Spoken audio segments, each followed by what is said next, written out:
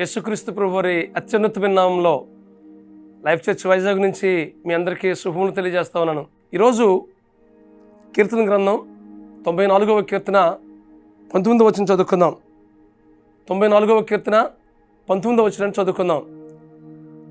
నా అంతరంగ ముందు విచారములు హెచ్చగా నీ గొప్ప ఆదరణ నా ప్రాణమునకు నెమ్మది కలుగజేయుచున్నది. ఈ మాటలోనే ఎంతో ఆదరణ కనిపిస్తుంది కదూ. నా అంతరంగ ముందు విచారములు హెచ్చగా నీ గొప్ప ఆదరణ నాకు నెమ్మది కలుగజేయుచున్నది. ఈరోజు ఎవరిని ప్రశ్నించినా ఎలా ఉన్నారని అంటే ఏదో ఒక వెలితి కనిపిస్తూ ఉంది ప్రతి ఒక్కరి జీవితాల్లో. ముఖ్యంగా ఈ దినాల్లో మనం చూసినట్లయితే బాహ్యంగా కనిపించే పరిస్థితి కన్నా అంతరంగంలో ఉన్న పరిస్థితులు చాలా హెచ్చైన పరిస్థితులు కనిపిస్తూ ఉంది. అంతరంగంలో విచారములు చాలా హెచ్చుగా కనిపిస్తున్నాయి. బయటికి బాగానే కనిపిస్తున్నారు కానీ అంతరంగంలో మాత్రం విచారమైన పరిస్థితులు చాలా హెచ్చైనవిగా కనిపిస్తున్నాయి.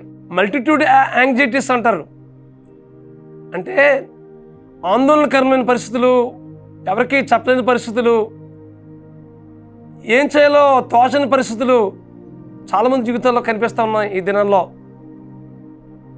కారణం ఏంటంటే ఆర్థిక సమస్యలు, అలాగే అనారోగ్య పరిస్థితులు, కుటుంబ సమస్యలు, ఎవరికి చెప్పుకోలేని పరిస్థితులు, ఎవరికి చెబితే ఏమి ఎదుటి వరకు మనం చులకన అయిపోతామేమో అని ఒక రకమైనటువంటి ఆలోచనలు కలిగిన పరిస్థితి కనిపిస్తూ ఉంది ఈ దినాల్లో. ప్రతి ఒక్క హృదయాల్లో మనం చూసినట్లయితే అంతరంగంలో విచారమైన పరిస్థితులు హెచ్చుగా కనిపిస్తున్నాయి ఈ దినాల్లో. నిరుద్యోగ సమస్య, పిల్లల భవిష్యత్తు కోసం ఆలోచనలు, ఇంకా పిల్లలు ఎప్పుడు సెటిల్ అవుతారని ఒక రకమైనటువంటి ఆందోళన తల్లిదండ్రులకు. ఇలాగా ప్రతి ఒక్కరి జీవితాల్లో మనం చూసినట్లయితే అంతరంగం ముందు విచారములు హెచ్చుగా కనిపిస్తున్నాయి. అయితే ఆయన గొప్ప ఆదరణ మన జీవితాల్లో నెమ్మది కలిగిస్తుంది అనే విషయాన్ని ఇదేనన్నా దేవుని వాక్యాన్ని బట్టి మీకు తెలియజేస్తా ఉన్నాను. మనకు ఆదరించే దేవుడు, మన బలపరిచే దేవుడు, మన ఆదుకునే దేవుడు. ఎలాంటి పరిస్థితులు మన జీవితంలో ఎదురవుతున్నప్పటికీ ఆ పరిస్థితుల్లో మనల్ని విడిచిపెట్టుకున్న ఆ పరిస్థితి నుంచి మనకు లేవనెత్తే దేవుడు ఉన్నాడనే విషయాన్ని దేవుని వాక్యాన్ని బట్టి మీకు జ్ఞాపకం చేస్తా ఉన్నాను. తల్లిలాగా ఆదరించేవాడు, తండ్రిలాగా ఆదుకునేవాడు, మనం నమ్ముకున్న దేవుడు అనే విషయాన్ని మీకు జ్ఞాపకం చేస్తా ఉన్నాను. ఆయన నమ్ముకున్న వారికి ఎంతమాత్రం విడిచిపెట్టే దేవుడు కాదు. నీతిమంతులు కష్టములు పోగొట్టి వారిని నెమ్మది కలుగు చేస్తానని దేవుని వాక్యం మాట్లాడుతుంది. కాబట్టి దేవుని వాక్యం మీద మనం ఆధారపడి జీవిస్తున్నప్పుడు, పరిపూర్ణమైన విశ్వాసం ఆయన మీద ఉంచుతున్నప్పుడు, మన అంతరంగంలో ఎన్ని విచారమైనకరమైన పరిస్థితులు ఎదురవుతున్నప్పటికీ వాటన్నిటి నుంచి విడిపించే దేవుడు మనకు కొన్నాడు. ఇలాంటి పరిస్థితులు చాలామంది జీవితాల్లో ఉన్నాయి. ఉదాహరణకు చూసినట్లయితే యోబు జీవితం చూసినట్లయితే ఒక సమస్య నుంచి మరొక సమస్య నుంచి మరొక సమస్య తన జీవితంలో ఎదురైంది. ఆర్థికంగా చాలా నష్టపోయాడు. పునః ఆర్థిక నష్టం పోతే పోయింది, తన కుమార్తెలు పోగొట్టుకున్నాడు. అంత మాత్రమే కాదు, తన శరీరం అంతా కూడాను కురుపుడుతూ నిండిపోయింది.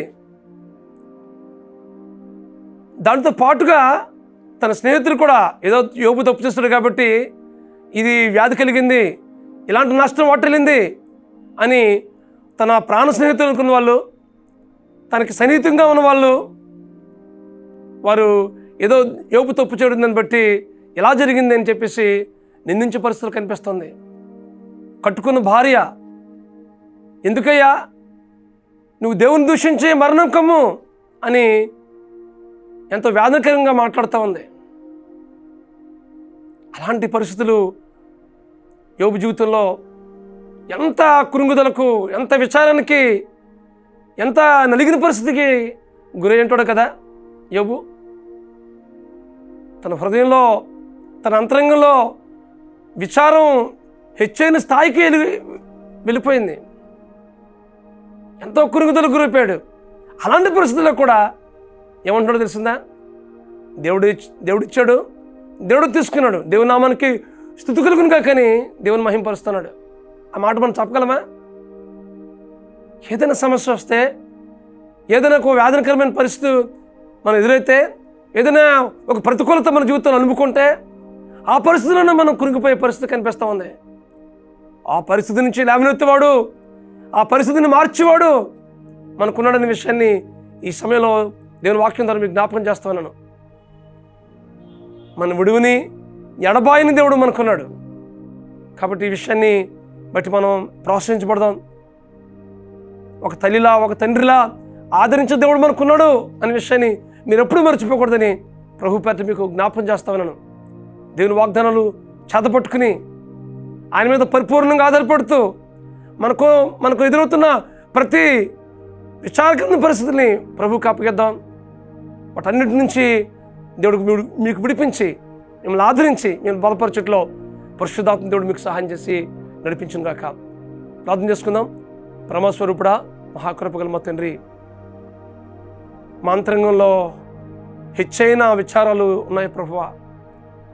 ఇక్కడ వాక్యం ఉన్న ప్రతి ఒక్కరి జీవితాల్లో ఏదో ఒక సమస్య, ఏదో ఒక వేదన, ఏదో ఒక ప్రతికూలత వారి జీవితంలో హెచ్చుగా ఉంది ప్రభువా.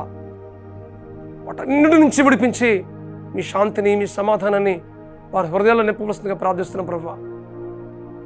వారిని ఆదరించండి ప్రభువా. వారి జీవితంలో నెమ్మది కలుగు చేయ ప్రభువా. ఏ వాగ్దానాలు అయితే ప్రభువా మా కొరకు దాచించవో ఆ వాగ్దానాలన్నింటినీ వీరు జ్ఞాపకం చేసి వీరి జీవితంలో గొప్ప నిరీక్షణ పోవలసిందిగా ప్రార్థిస్తున్నాం ప్రభువా. యోబును ఆదుకున్నట్లుగానే ప్రభువా వీరి జీవితంలో ఆదుకుని వీరి ప్రతి పరిస్థితి నుంచి విడిపించి మీరే ఆదరించి బలపరిచి వీరి జీవితంలో నెమ్మది కలుగు చేయమని మా ప్రభువును, మా రక్షకుడునైనా యేసుక్రీస్తు నామములో ప్రార్థించి పెడుకుంటున్నాం మా పరమ తండ్రి.